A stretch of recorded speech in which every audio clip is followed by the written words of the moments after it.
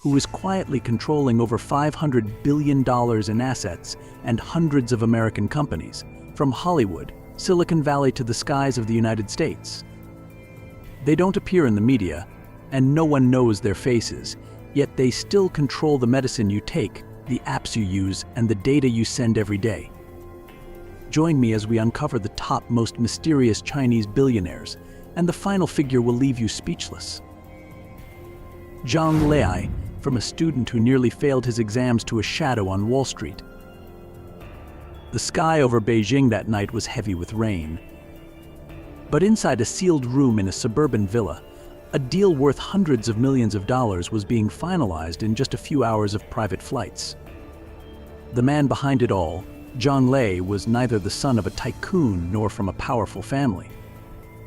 Born in 1972 in the town of Zhumadian, Henan Province, Zhang grew up during China's transition from a planned economy to a market economy. His family couldn't give him power or capital, but they instilled in him an unwavering belief: knowledge is the only passport to overcome all limits. Despite nearly failing out of school as a teenager, Zhang made a remarkable turnaround and became the top student in the province in the 1990 college entrance exam, earning admission to the School of International Finance at Peking University. There, he quickly demonstrated strategic prowess by participating in stock market simulation competitions and even appearing on national television. After graduation, Zhang began his career at a mining corporation, traveling to various mining regions and witnessing firsthand how the economy operates from the ground up to the negotiating table. Those years helped him gain a deep understanding of resources, people, and how markets react to change. In 1999, with a full scholarship, Zhang went to the US to study for an MBA and a master's in international relations at Yale University. It was there that he met David Swensen, the legendary Ivy League fund manager. Swensen not only taught him investment techniques but also imparted his philosophy: invest in people and long-term vision, not just numbers. Zhang even translated Swensen's book, Pioneering Portfolio Management, into Chinese, bringing modern investment thinking to China. While many international students chose to stay in the US, Zhang returned to Asia, where the economy was booming and the rules of the game were still being written. In 2005, he founded Hill House Capital with an initial capital of just $20 million from Yale's own funds, testament to Swensen's unwavering faith in his student. From that seed, Zhang built Hill House into a financial powerhouse worth over $100 billion, combining Western discipline, global vision, and a deep understanding of the Asian market. Hill House operates like a mini Ivy League, bringing together global talent, international standards, and access to markets that many investors never get to touch in their lifetime. Zhang's portfolio spans Tencent, JD.com, Zoom, Airbnb, Uber, and pioneering biotech companies. There have been days when he spent hundreds of millions of dollars simply because he believed in the potential of a gene data chain that no one else had noticed. Hill House doesn't just invest, they go into the lab, shape strategy, take products from Boston to Shenzhen, distribute them in Jakarta, and list them in Hong Kong, all under a veil of absolute secrecy from the media. Zhang stays behind the scenes. No Twitter. No Davos. No interviews. But when the billionaires left Davos, they quietly called him just to ask, "What did you see?" Perhaps the most surprising thing about Zhang isn't his billion-dollar deals, but the fact that this man who holds global financial power lives almost in seclusion, with no public family, rarely appearing in public, as if he spent his entire life wanting to stay in the shadows he controls. Comment Zhang Lei if you like him.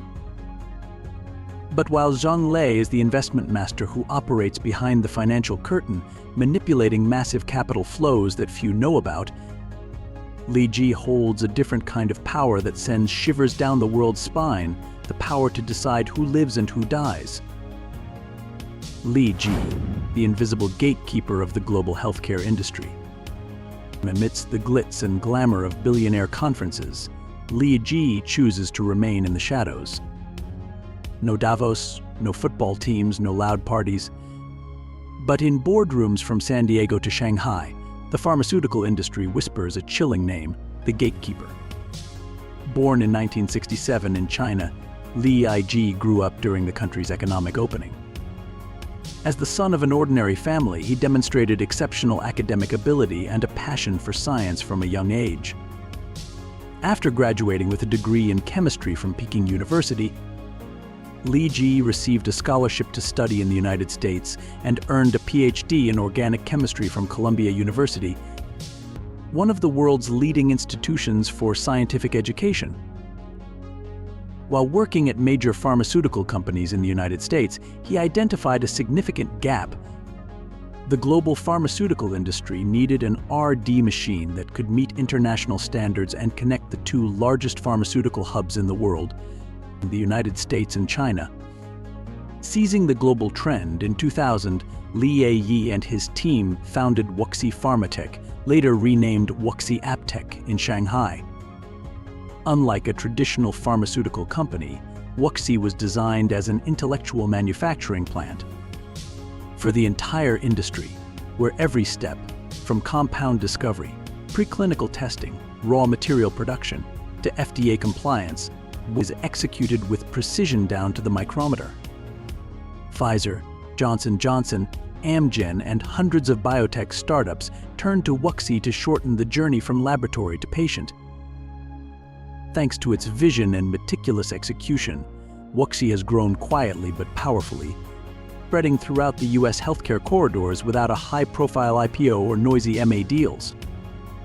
Li Yiji's net worth, according to Forbes, reached $10 billion in 2022 and remains around $5.4 billion in 2025, placing him among the most powerful billionaires in the healthcare industry.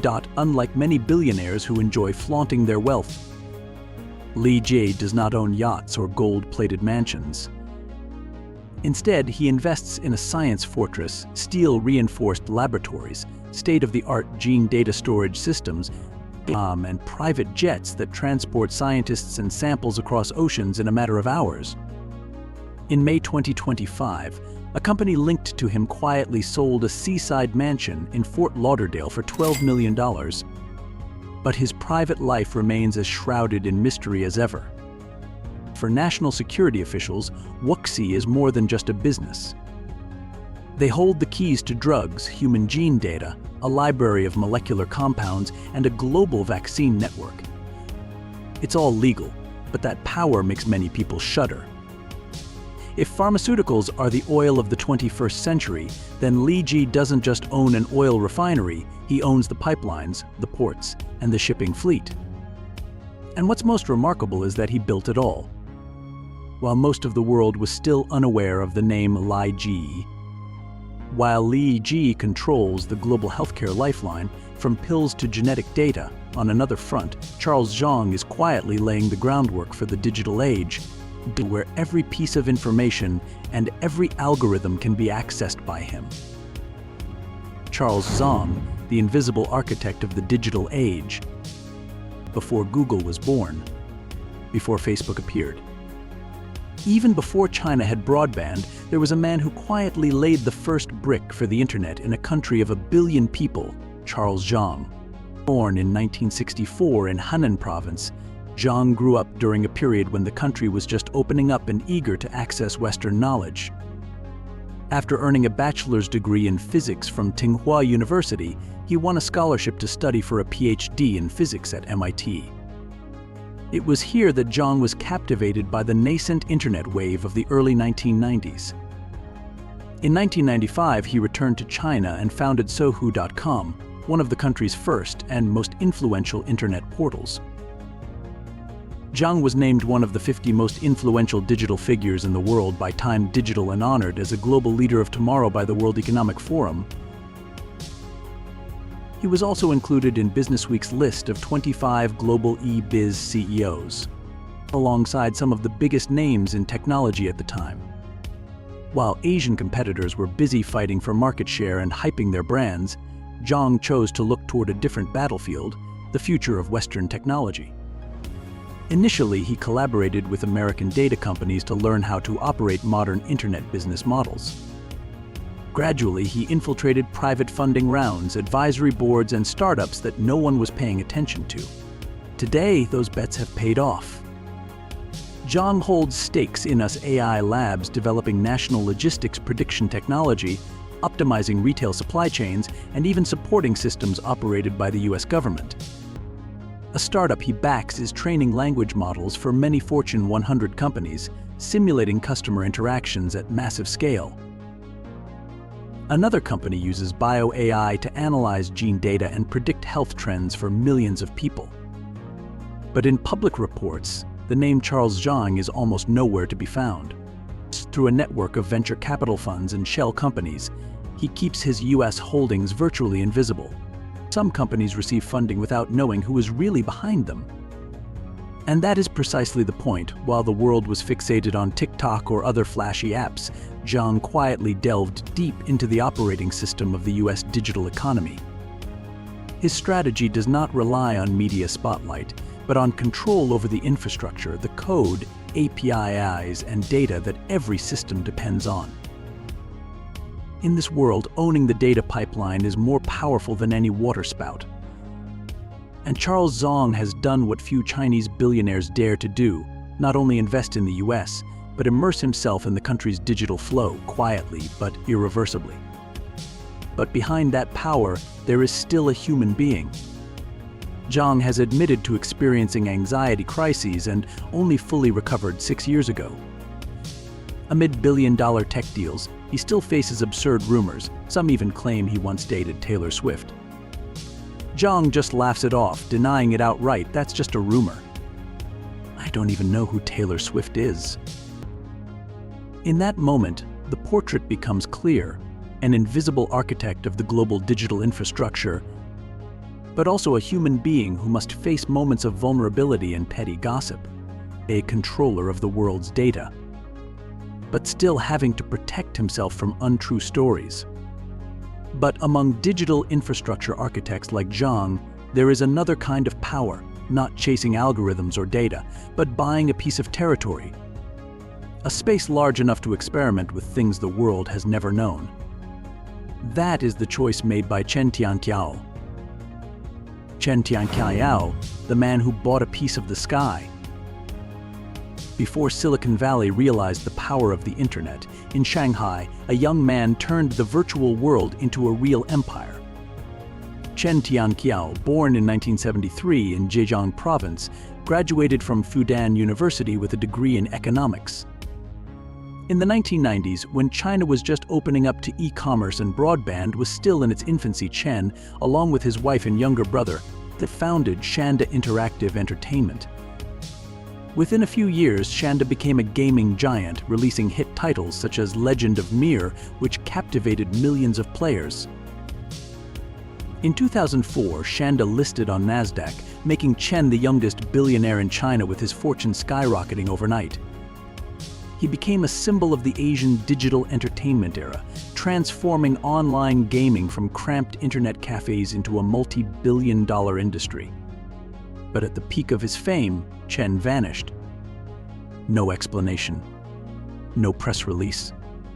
The name Chen Tianqiao quietly disappeared from the front pages. The reason was not business, but his mental health.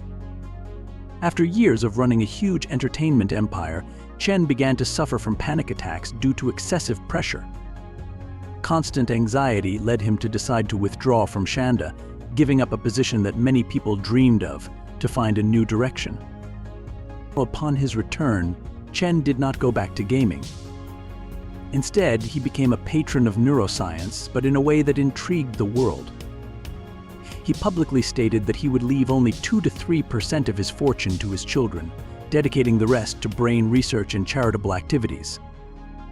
In 2016, in Pasadena, California, Chen signed a check for $115 million to Caltech to fund neuroscience research, one of the largest private donations in US history.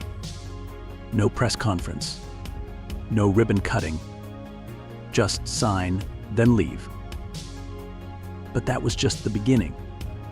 That same year, Chen quietly purchased 198,000 acres of wilderness in Oregon, nearly 200,000 acres, large enough to be seen from space. It wasn't just forests and rivers. He also acquired mineral rights, water rights, and airspace rights above the property. The location was no accident, isolated, resource-rich, strategically elevated.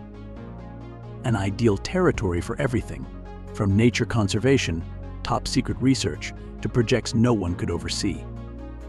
For someone obsessed with neuroscience, AI, and life extension technology, this was the perfect playground to experiment with things the world had never seen.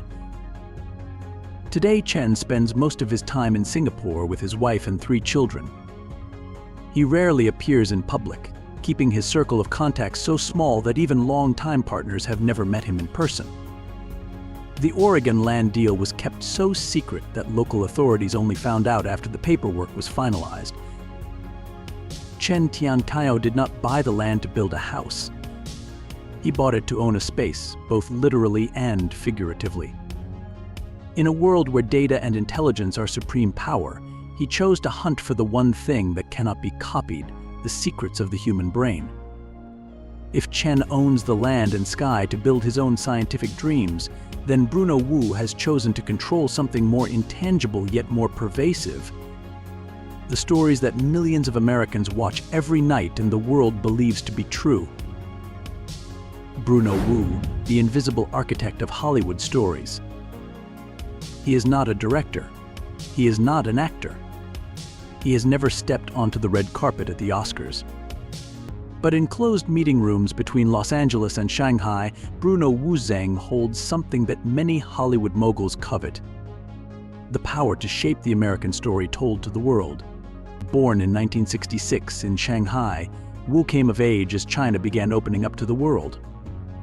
After earning his bachelor's degree at Dongfang University, he studied abroad in the US, earning a master's degree in international relations from the University of Washington before continuing his studies at Tsinghua University. His time in the US helped Wu realize a truth that few Chinese billionaires at the time understood: controlling the narrative means controlling perception, and perception is power.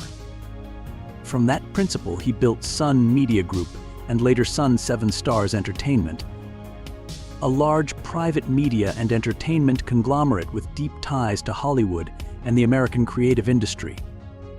Tens of millions of dollars were poured into film studios in Los Angeles, copyright agreements with streaming platforms, and strategic joint ventures with California universities to establish a foothold in the Western creative ecosystem.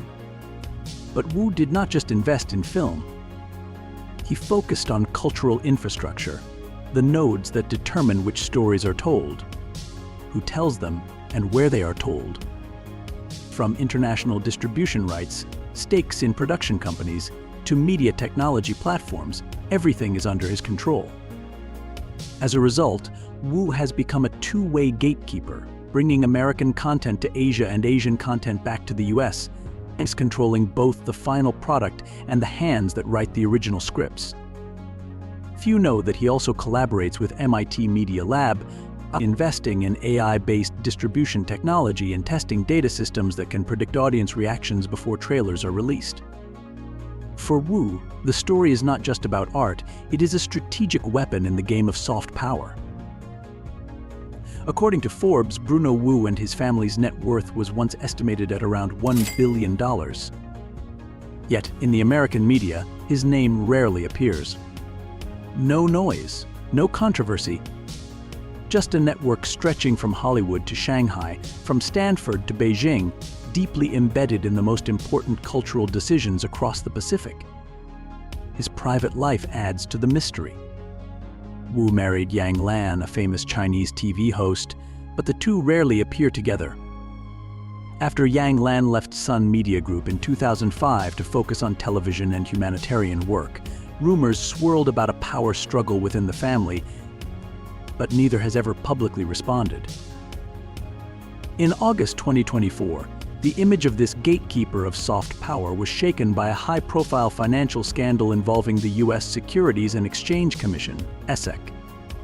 According to allegations, while serving as chairman and CEO of Ideanomics, formerly 7 Stars Cloud Group, Wu and several other executives engaged in a series of accounting fraud and misrepresentation of information between 2017 and 2019. The SEC claims that Wu reported a revenue forecast of $300 million for 2017, despite knowing the figure was unrealistic. The actual result was approximately $144 million. He is also accused of concealing transactions with companies under his control, such as Tiger Sports Media and Beijing Financial Holdings, inflating the value of video content assets from nearly worthless to $17 million using a fake letter of intent, or to deceive auditors, and exaggerating $40 million in revenue from opaque cryptocurrency transactions to evade tax obligations.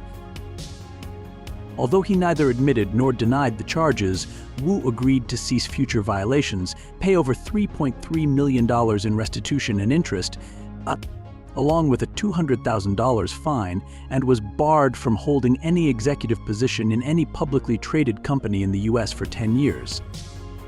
The case not only shook Wu's reputation in the investment and media circles, but also became one of the biggest financial scandals involving a Chinese businessman operating in the international market. Bruno Wu once operated behind the scenes, orchestrating the cultural stage across the Pacific. However, the 2024 incident revealed that even those who wield soft power are not immune to the consequences of their own rules. While Wu quietly wielded the soft power of culture, Lu Zhongqin chose a more direct path, flooding the US market with millions of tons of aluminum, distorting the material economy of this superpower, and turning massive warehouses into economic weapons. What surprises you most about the man quietly pulling the strings behind so much of America's economy? Let me know what you think in the comments below. I'd love to hear from you. Like this video, subscribe so you never miss a new story about the world's most fascinating people. Thanks for watching.